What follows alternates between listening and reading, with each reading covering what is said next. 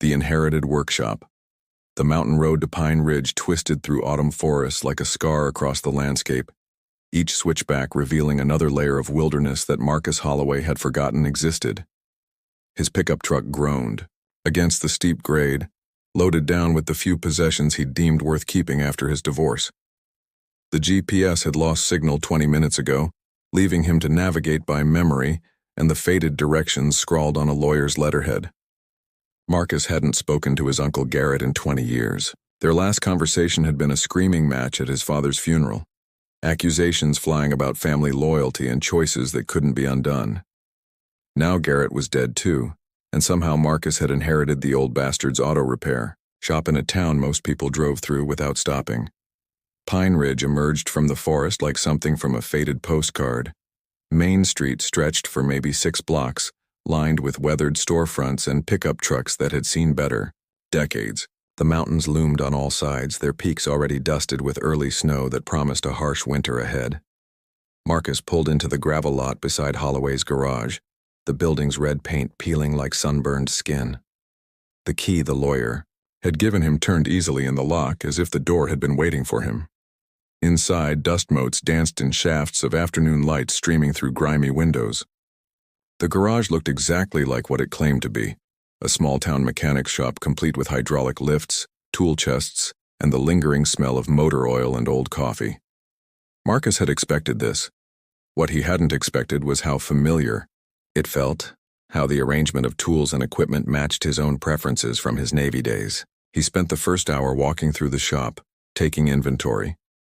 Garrett had been meticulous, every tool in its place, every part cataloged and stored. The office contained 20 years of receipts, tax records, and customer files for vehicles that probably hadn't run in a decade. But it was the photographs on the desk that stopped Marcus cold. There he was at 18, standing beside his first engine rebuild, grinning with grease-stained hands and naive confidence. Next to it, a picture of him in his Navy uniform, young and proud and certain the world made sense. Garrett had kept them all these years, even after their falling out. Even after Marcus had chosen the military over the family business, chosen duty over the complicated loyalty that bound the Holloway men to their mountain town and their secrets. The afternoon sun was fading when Marcus discovered the first anomaly. He'd been checking the electrical panel in the back office when he noticed the power consumption didn't match the shop's apparent needs. The meter showed usage consistent, with a facility 3 times this size. He traced the main power line through the building, following thick cables that should have fed the lifts and air compressors. Instead, they disappeared into the floor behind a workbench that looked heavier and more permanent than it should have been. Marcus had learned long ago to trust his instincts about things that didn't fit. In the Navy, attention to detail had kept ships running and sailors alive. Now civilian life had dulled those instincts, but they hadn't disappeared entirely. He spent 20 minutes figuring out how to move the workbench, discovering that it rolled on hidden casters once you knew where to push. Beneath the workbench, a steel plate set flush with the concrete floor bore the faint outline of a handle. Marcus pried it up with a crowbar, revealing stairs descending into darkness. The air that rose from below carried scents that didn't belong. In a garage, ozone like the aftermath of lightning, and something clinical that reminded him of hospitals. The stairs led to a corridor carved from living rock, lined with conduits carrying cables thick as his wrist. Emergency lighting flickered to life as he descended, activated by motion sensors that suggested this space was still very much in use. The corridor ended at a heavy door marked with symbols Marcus didn't recognize. Not quite military, not quite corporate. Something that existed in the spaces between official categories. Beyond the door lay a laboratory that belonged in a government facility, not beneath a small-town garage. Banks of computers hummed quietly against one wall, their screens cycling through data streams in languages Marcus couldn't identify.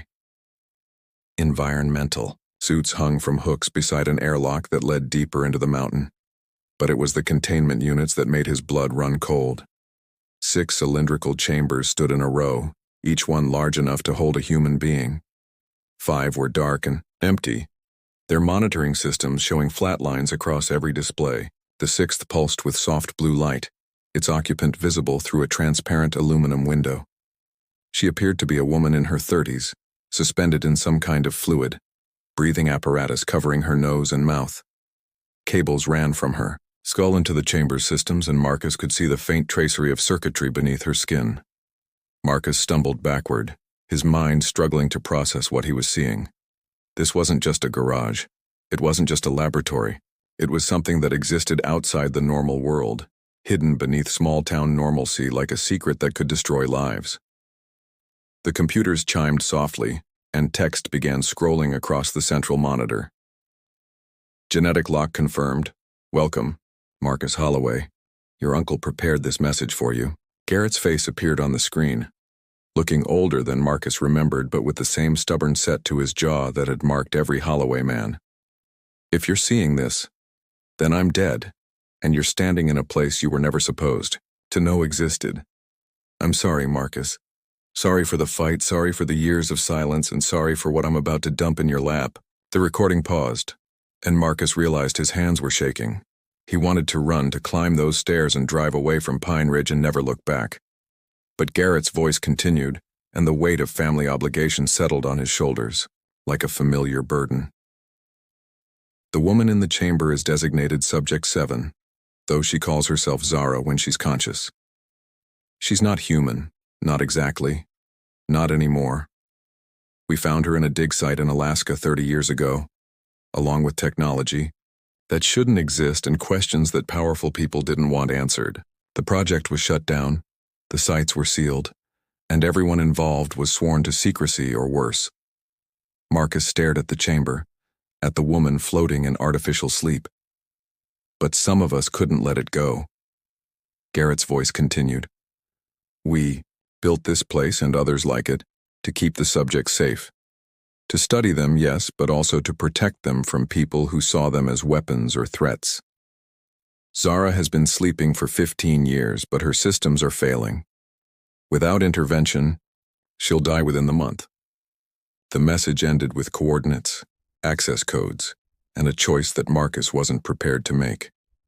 Save her and inherit his uncle's war against forces he couldn't understand, or let her die and walk away from the truth that had consumed his family for a generation.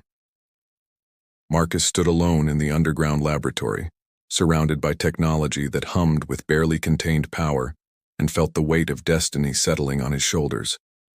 Outside, Pine Ridge slept peacefully under its blanket of mountains and stars, unaware that humanity's next chapter was beginning in a garage where secrets had been hidden in plain sight for decades. The chamber pulsed with its steady blue rhythm, and Marcus made his choice. The awakening protocol Marcus spent the night in the laboratory, afraid to leave and equally afraid to stay. He'd pulled a folding chair beside Zara 7's chamber and watched the readouts cycle through their endless patterns, trying to make sense of the data streams that painted her vital signs in cascading numbers and graphs. The coffee maker in the corner still worked, apparently maintained by automated systems that had kept this place running for 15 years without human oversight. By dawn, he'd made his decision. Whatever Garrett had gotten himself into, whatever, this woman represented, Marcus couldn't let her die on his watch. The Navy had taught him that you didn't abandon people under your care, even when the situation defied every protocol in the book. The revival process was detailed in files that read like a cross between medical procedure and engineering manual. Marcus followed each step with the methodical precision that had made him a good engineer, checking and double-checking connections as the chamber's systems shifted from long-term stasis to active revival. The fluid began to drain, and Zara 7's breathing apparatus switched from artificial circulation to assisted respiration. Her eyes opened slowly, unfocused at first, then tracking across the chamber's interior with an awareness that seemed too sharp for someone emerging from 15 years of induced sleep. When her gaze found Marcus through the transparent window, she didn't look surprised. She looked sad. The chamber hissed open with a sound like escaping steam. Zara 7 sat up slowly, pulling the breathing apparatus from her face with steady hands. She was smaller than Marcus had expected, maybe 5.5 feet tall, with auburn hair that fell to her shoulders and skin that held a faint luminescence in the laboratory's artificial light. The circuitry beneath her skin was more extensive than he'd realized, tracing delicate patterns along her arms and neck like living tattoos. "You're not Garrett," she said, her voice carrying an accent Marcus couldn't place. Not foreign exactly, but as if English were a language she'd learned to speak but hadn't been born to. "He's dead," Marcus replied, then immediately regretted his bluntness. "I'm his nephew, Marcus." She nodded as if this confirmed something she'd already suspected. "The genetic lock wouldn't have opened for anyone else. He talked about you sometimes during the early years, before the silence protocols." Zara 7 stood carefully, testing her balance.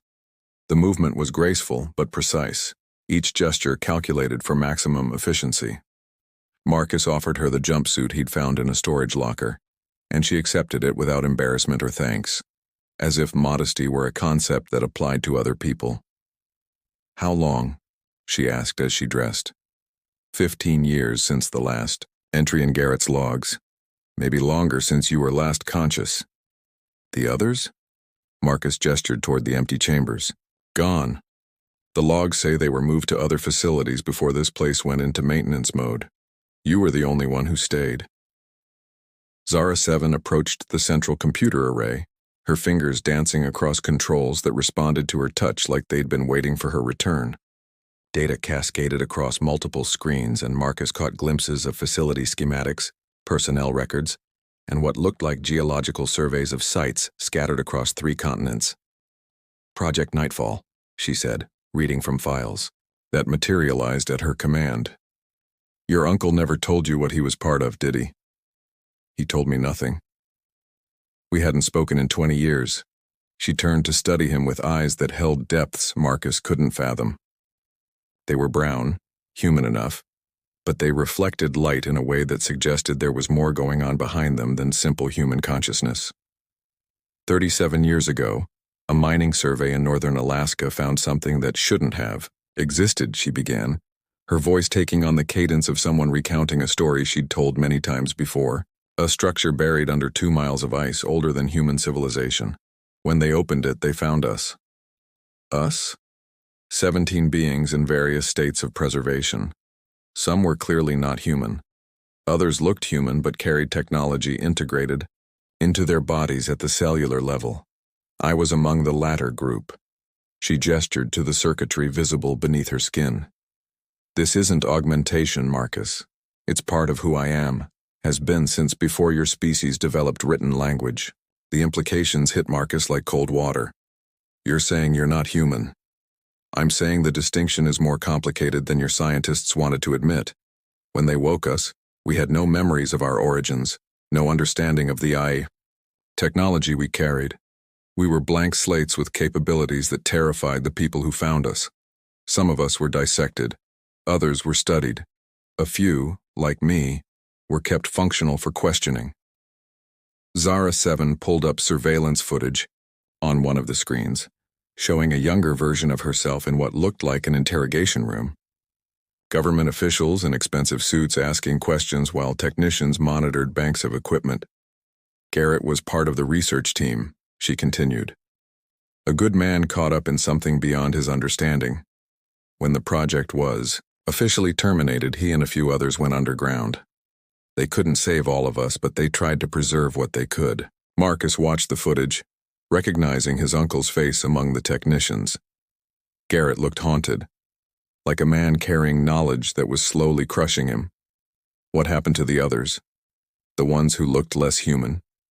Vivisected for their technology, reverse-engineered until there was nothing left to study.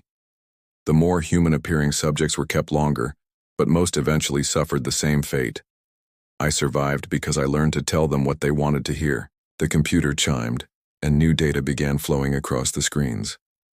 Warning indicators flashed red across multiple displays. "What is that?" Marcus asked. Zara 7's expression darkened. "Someone's been monitoring this facility." My awakening triggered automated systems that haven't been active in over a decade. They know I'm conscious again. She worked quickly, fingers flying across controls as she pulled up satellite imagery of the surrounding area. Marcus saw Pine Ridge from above, the garage clearly visible, but also other structures he didn't recognize. Government vehicles were moving along mountain roads that hadn't seen traffic in years. "How long do we have?" he asked. "Hours, maybe less. Director Voss never liked loose ends, and I represent the biggest loose end in Project Nightfall's history." Marcus felt the familiar weight of tactical planning settling over him. "Can we run?" "Run where?" "There are maybe 6 people left alive who know the full truth about what we are, and half of them work for the people coming to kill us." Zara 7 turned from the computers to face him directly. "But there are other facilities, other subjects. If I can reach them, wake them up, we might have a chance." She moved to a wall panel Marcus hadn't noticed, pressing her palm against what looked like solid metal. The panel retracted, revealing a communications array that belonged on a military base, not in a small-town garage. "Your uncle built more than just a hiding place," she said as the equipment powered up. "He built a network. Facilities like this one scattered across the country, all connected, all waiting for the right signal." Static filled the laboratory as Zara 7 worked the communications equipment. Then faintly, voices began to emerge from the noise. Other subjects, other facilities, all coming online for the first time in years. Marcus heard names and locations, status reports from people who sounded human but carried the same otherworldly quality he'd noticed in Zara 7's voice. "How many?" he asked. 12 facilities still operational. Maybe 30 subjects total." She looked at him with something that might have been hope. "Enough to make this interesting." Outside, Marcus could hear the distant sound of helicopters approaching through the mountain valleys. The government's response time was faster than either of them had expected. "We need to leave," Zara 7 said, moving toward a section of the laboratory Marcus hadn't explored. "But first you need to understand what you're choosing. If you help me, if you become part of this, there's no going back to your normal life. They'll hunt you like they've hunted us." Marcus thought about his empty apartment, back in the city, his failed marriage, his dead-end job fixing other people's problems while his own life fell apart. What normal life? She smiled for the first time since awakening, and the expression transformed her face from alien beauty to something almost human. "Then welcome to the Resistance, Marcus Holloway. Let's go wake up some sleeping gods." Tuckway. Helicopter sounds were getting closer as Zara 7 led him toward a tunnel entrance hidden behind false walls. The network was awakening, and with it a conflict that had been brewing in the shadows for nearly 4 decades. Marcus followed her into the darkness, leaving behind the last remnants of the man he'd been, and stepping toward whatever he was about to become. Behind them, the laboratory systems began their final protocols, erasing data and preparing to self-destruct rather than fall into enemy hands. The secrets that had hidden beneath Pine Ridge for 15 years were finally emerging into the light, and the world would never be the same.